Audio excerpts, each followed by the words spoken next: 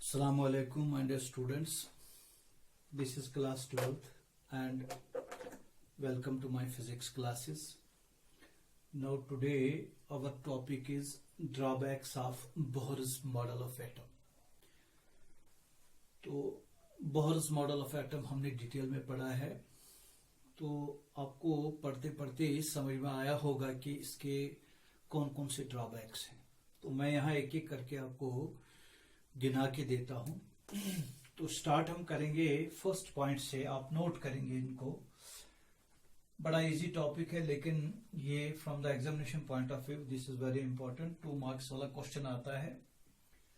First point, सबसे पहले हम बार बार ये कहते आए हैं कि ये जो बोहर्स मॉडल है, it holds true, it is valid, it is applicable to single electron atoms, यानी it is applicable to hydrogen atom, it holds valid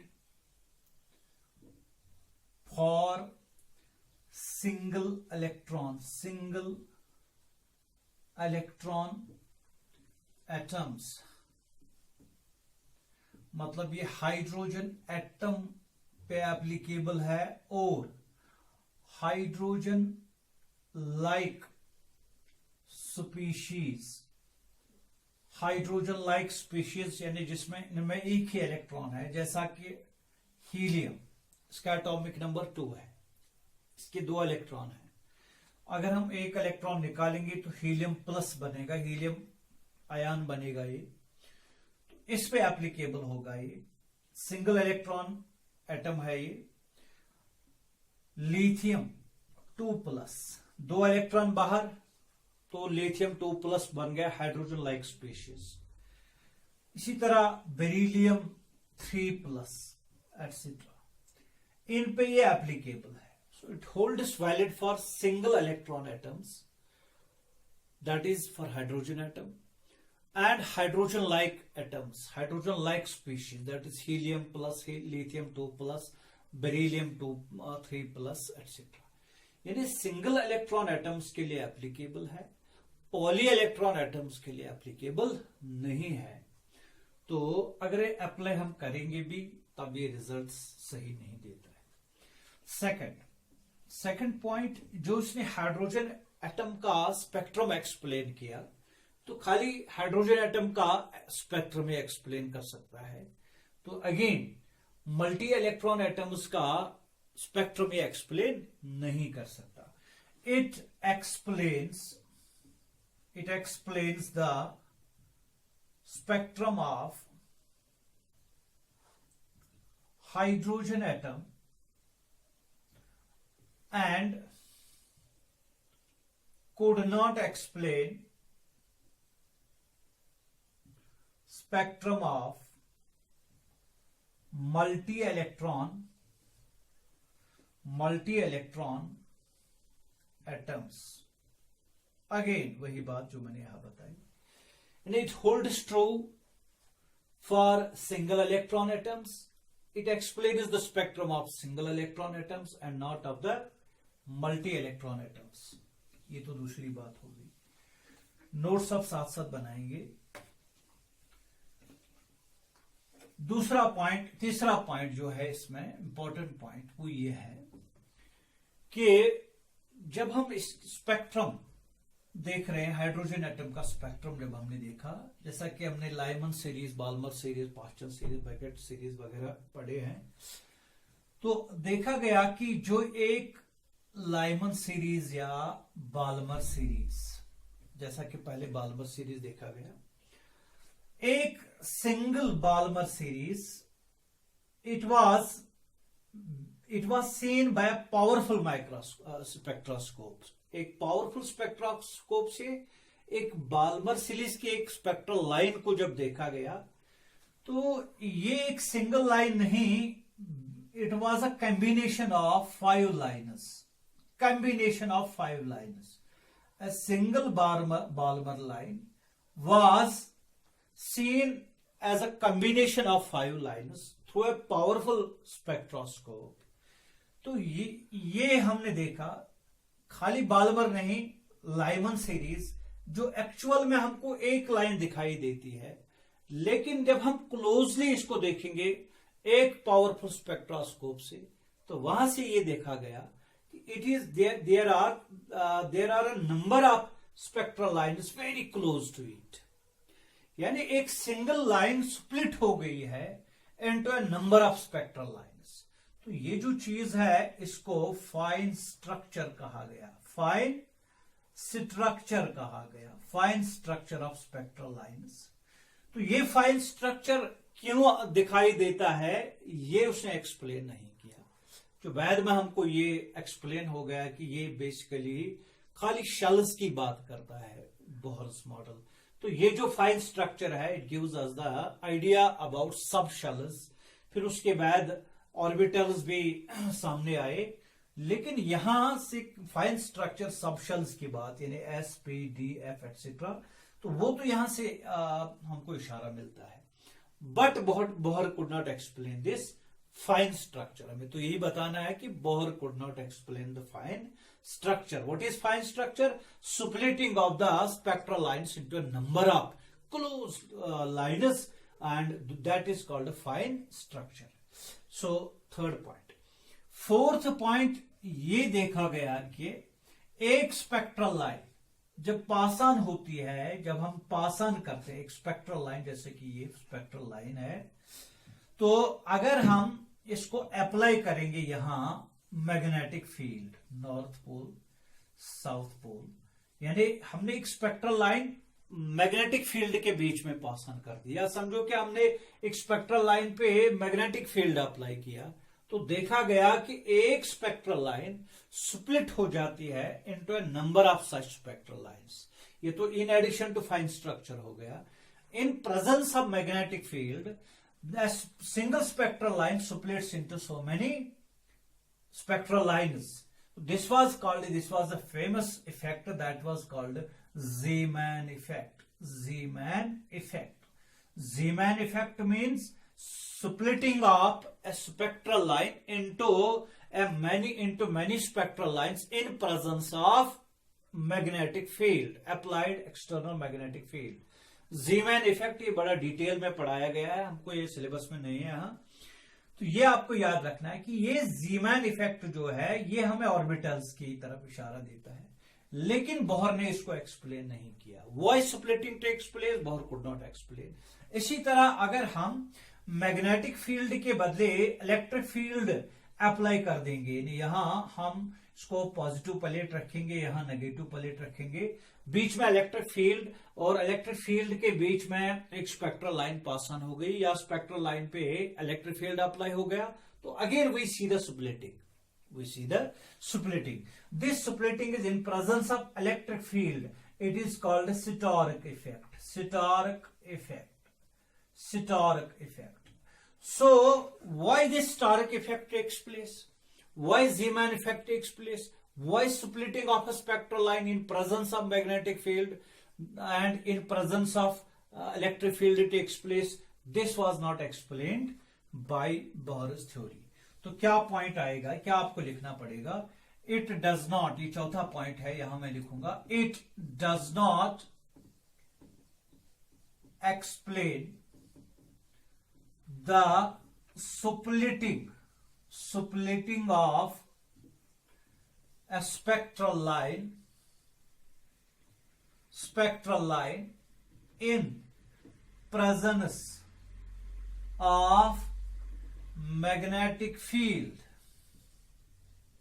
bracket में लिख सकते हैं Zeeman effect, Zeeman effect, and in presence of electric field, bracket में लिख सकता हूं Stark effect.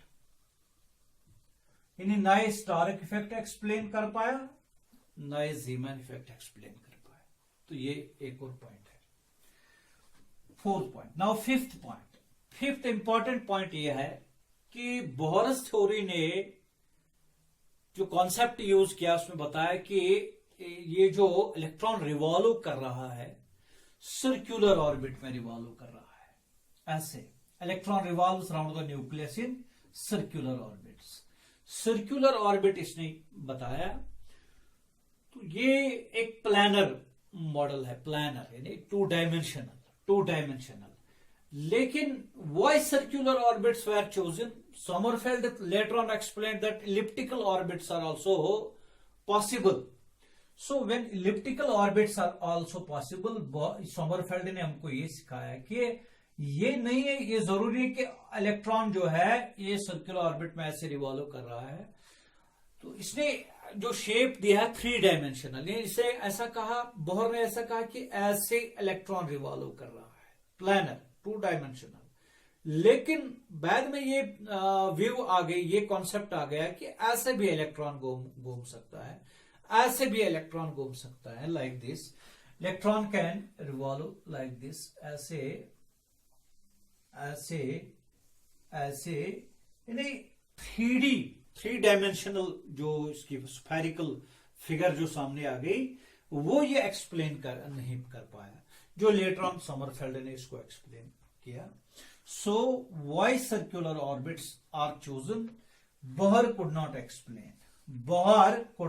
Explain why circular orbits are chosen, या मैं ये कह सकता हूं Bohr could not explain the 3 dimensional shape of the atoms, 3 dimensional shape of the atoms.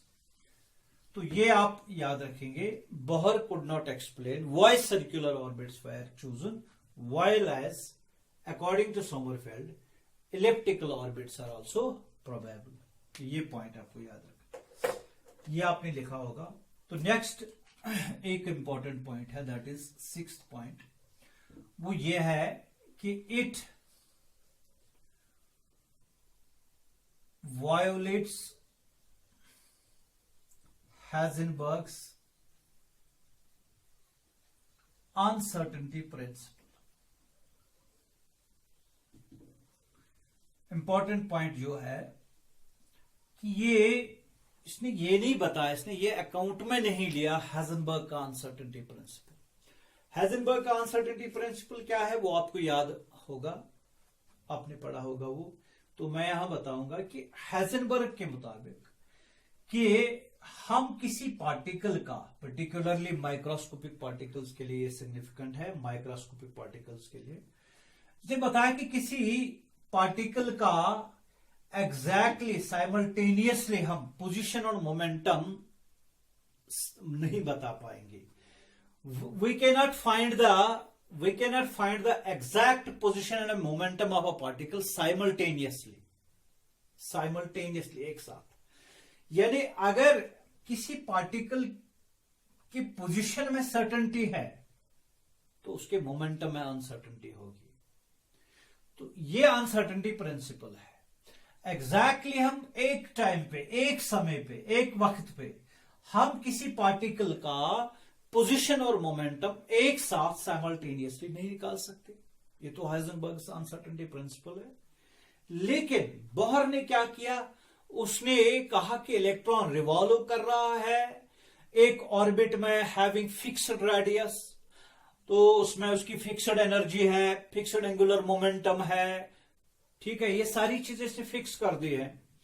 तो इसका मतलब यह है कि जैसा कि सिंपल मैं बताऊंगा, इसने radius of the orbit, nth orbit of hydrogen atom that is 0.529 into n square angstrom ऐसे बताया। फर्स्ट ऑर्बिट में n1 होगा तो R1 यानी पहले ऑर्बिट के लिए 0.529 एंगस्ट्रॉम है, जिसको मैंने A0 बताया था उस time. Fixed radius of the orbit, it means fixed position, यानी सर्टेनिटी इन पोजीशन। इसने हर एक चीज सर्टन बताया, लेकिन हाइजेनबर्ग अनसर्टेनिटी प्रिंसिपल है यहां, वो बता कि एक चीज में अगर सर्टेनिटी है दूसरी चीज में अनसर्टेनिटी है। So there is position by finding the orbit radius, exact position इसने बताई। दूसरी बात, इसने मोमेंटम, इसने वेलोसिटी निकाली, velocity of the electron in the nth orbit, वो हमने एक्सप्रेशन निकाली, तो उसमें से m into v निकाल सकते हैं, तो मोमेंटम भी निकला। तो यानी एग्जैक्टली इलेक्ट्रॉन का पोजीशन भी बताया, मोमेंटम भी बताया एक साथ with certainty, which was against Heisenberg's uncertainty principle. So it does not account for the Heisenberg's uncertainty principle. उसका ख्याल ही नहीं रखा, या मैं ये कह सकता हूं it violates Heisenberg's uncertainty principle. तो एक पॉइंट ये है। दूसरा पॉइंट ये है कि इसने अपनी थ्योरी में थ्रूआउट, 7th पॉइंट आप लिख सकते हो, अपनी थ्योरी में इसने थ्रूआउट ये बताया कि इलेक्ट्रॉन एक पार्टिकल है जो एक ऑर्बिट में, एक शेल में रिवॉल्व कर रहा है सर्कुलर ऑर्बिट में। तो पर्टिकुलर पॉइंट यह है कि इसने इलेक्ट्रॉन को एक पार्टिकल माना, हमेशा अपनी थ्योरी में पार्टिकल ही माना, यानी particle nature of electron, particle nature. लेकिन जो डिब्रोगली का जो ड्यूअल नेचर कॉन्सेप्ट आ गया, ड्यूअल नेचर, आपने ड्यूअल नेचर पढ़ा है, वो चैप्टर आपने पढ़ा है, उसमें डिब्रोगली बता रहा है कि इलेक्ट्रॉन का ड्यूअल नेचर है, wave nature as well as particle nature. तो इसने खाली पार्टिकल नेचर बताया बोहर्स थ्योरी में, तो इसने इसका कोई जिक्र नहीं किया कि इलेक्ट्रॉन, क्या ये इलेक्ट्रॉन बिहेव करेगा एज अ वेव और not. But de Broglie concept was there.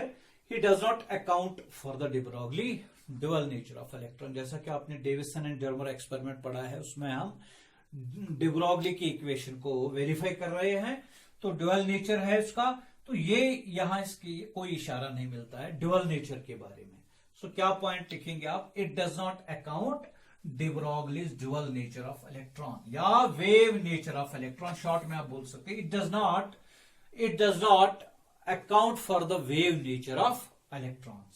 ठीक है, तो एक और पॉइंट आप लिख सकते हो, वो ये है कि इलेक्ट्रॉन्स की डिस्ट्रीब्यूशन ऑर्बिट्स में, एनर्जी शेल्स में क्या क्या है, ये उसे नहीं बताया है। यानी पहले शेल, जैसा कि हम जानते हैं, पहले शेल में इलेक्ट्रॉन 2, फिर 8, फिर 18, आउटर मोस्ट शेल में 8 इलेक्ट्रॉन्स होनी चाहिए। इक्वेशन आप लिख सकते हैं 2n², ये तो हम जानते हैं, लेकिन बोहर्स थ्योरी से इसका कोई distribution of electrons in various energy shells ये उसे नहीं बताया। इसने ये बताया electrons are revolving in particular orbits, permitted orbits, जिसका एंगुलर मोमेंटम ये होगा, जिसकी एनर्जी ये है, ये सारी चीजें इसने बताई। लेकिन एक शेल में कितने इलेक्ट्रॉन हो सकते हैं वो इसने नहीं बताया। तो क्या लिख सकते हैं? Bohr's theory could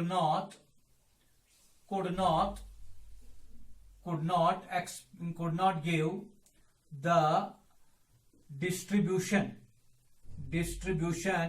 of electrons in various shells, ये उसे नहीं बताया। ठीक, बहुत सारी चीजें हैं। एक और पॉइंट आप ऐड कर सकते हो, बोहर ने ये नहीं बताया कि जब एटम्स कंबाइन होते हैं तो वहां से मॉलिक्यूल्स बनते हैं, उन मॉलिक्यूल्स की शेप कैसी होगी, ज्योमेट्री कैसी होगी, जैसा कि आप केमिस्ट्री में पढ़ते हो। तो ये उसे नहीं बताया। Formation of molecules, their geometry, ये उसमें एक्सप्लेन नहीं हो गया। तो आप लास्ट में लिख सकते हो could not explain the formation of molecules, यानी their geometry etc, geometry, shape etc। तो ये सारी चीजें आप नोट करेंगे। तो this was all about drawbacks of Bohr's model of it. तो मैं लास्ट में बताऊंगा आपको, चलते चलते इसको रिपीट करूंगा। First point, it is applicable to single electron system, single electron atoms, and it's not applicable to multi electron atoms। यानी हाइड्रोजन एटम के लिए जिसका इलेक्ट्रॉन एक है, hydrogen like species, hydrogen like जो स्पीशीज हैं, जैसा कि हीलियम प्लस, लिथियम 2+, एक मतलब इलेक्ट्रॉन जो है उनमें, उन आयन्स में। दूसरी बात यह है कि उसने स्पेक्ट्रम भी एक्सप्लेन किया, खाली हाइड्रोजन का, हाइड्रोजन एटम का, सिंगल इलेक्ट्रॉन का, तो मल्टी इलेक्ट्रॉन का एक्सप्लेन नहीं कर पाए। तीसरी बात यह है कि एक सिंगल स्पेक्ट्रल लाइन स्प्लिट देखी गई पावरफुल स्पेक्ट्रोस्कोप से कि it was a combination of so many spectral lines, and a single spectral line splits into many spectral lines. This was called a fine structure, which gave an indication towards these towards the subshells.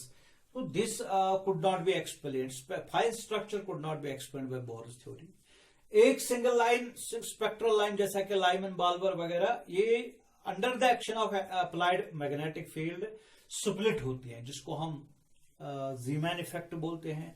Under the action of electric field split होते हैं, जिसको क्या कहते हैं, इसको स्टोरिक effect कहते हैं. तो ये चीजें हम केमिस्ट्री में पूरी तरह एक्सप्लेन करते हैं. लेकिन यहां ये चीज आपको याद रखना है कि this could not be explained on the basis of Bohr's theory. इसी तरह in splitting of spectral line in presence of magnetic field, that is Zeeman effect. In presence of electric field, that is Stark effect. दूसरी बात यह है कि इसने ये explain नहीं किया कि सर्कुलर ऑर्बिट्स ही चूज क्यों किए हमने, जैसा कि सोमरफेल्ड ने इलिप्टिकल ऑर्बिट्स की बात की है. It could not explain why circular orbits are chosen while as elliptical orbits are also possible.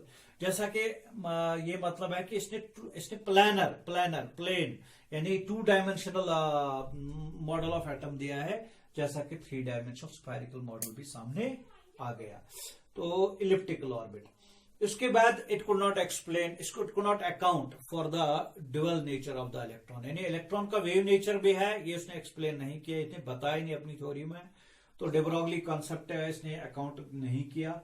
Violet किया है हाइजेनबर्ग्स अनसर्टेनिटी प्रिंसिपल. हाइजेनबर्ग्स अनसर्टेनिटी प्रिंसिपल के मुताबिक हम एग्जैक्टली इलेक्ट्रॉन का पोजीशन और मोमेंटम नहीं निकाल सकते, लेकिन बोहर ने निकाला एग्जैक्ट पोजीशन, एग्जैक्ट मोमेंटम, वो मैंने बताया.